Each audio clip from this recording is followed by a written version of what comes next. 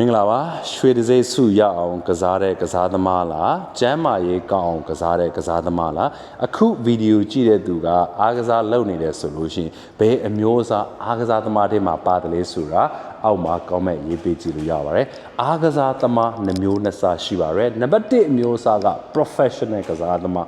သူဒီပြိုင်ဘက်အားကစားသမားတွေထက်နေရာတကာတောက်ဆုံတာလွန်အောင်လေ့ကျင့်ယူတဲ့ကစားသမားသူ့ရဲ့ပန်းတိုင်ကရွှေတစိမ့်စုတွေများများရယူဖို့အတွက်ဖြစ်တယ်ဥပမာ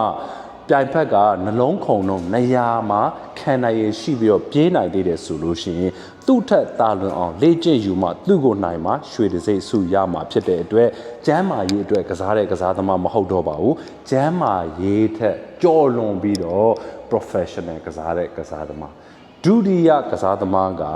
လွန်ခဲ့တဲ့6လကမိမိထက်တာလွန်အောင်ကစားတဲ့ကစားသမားလွန်ခဲ့တဲ့နှစ်ကမိမိရဲ့ကျမ်းမာရေးတဲ့ပိုကောင်းအောင်ကျမ်းမာရေးရှုထောင့်ကကြည့်ပြီးတော့ကစားတဲ့ကစားသမားသူ့ရဲ့ပြိုင်ဖက်ကတခြားလူမဟုတ်ဘူးမိမိကိုယ်တိုင်မိမိရဲ့ကျမ်းမာရေးကသူ့ရဲ့ပြိုင်ဖက်ဖြစ်တယ်ဒီအားကစားနှမျိုးနှစ်စားကလုံးဝကွာခြားပါတယ်ကျွန်တော်ကဒုတိယကစားသမားတွေမှာပါဝင်တဲ့ကစားသမားဖြစ်ပါတယ်ပထမအမျိုးအစားတွေမှာပါသလားဒုတိယအမျိုးအစားတွေမှာပါသလားဆိုတာ comment ရေးပေးကြည့်ပါအောင် Thank you for watching Fitness Nation မှာ